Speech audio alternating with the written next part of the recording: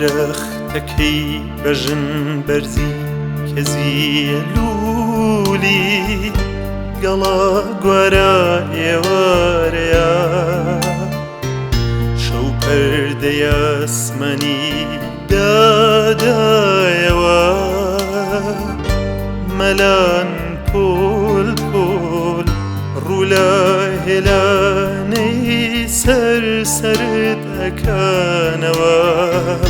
هەر یەک سەر بوردەی فڕینی ئەو ڕۆژەی خۆی بۆ ئەوەی تر بەڵێتەوە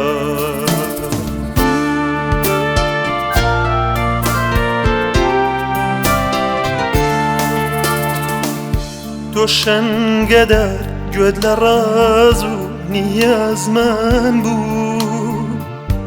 ئاساییە هیچ سڵ مەکە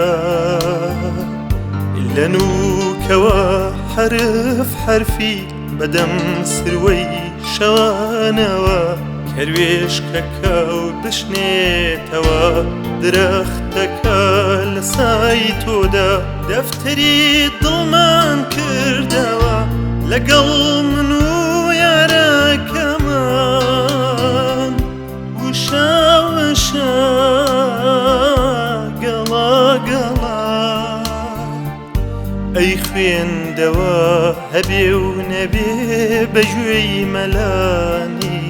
سەرچڵتا دەیدەیتەوە زۆر دڵنیام هێندە خۆت بە ئاوازی خشەی گەڵا 100,000 جار ئەیڵێیتەوە بوو بەیانی کە خۆرەڵات لە جێگیریوەی بەیانیە باسی من و دڵدارەکەم بەگوێی دنیادا دەیدەیتەوە باسی من و دڵدارەکەم بەگوێی دنیا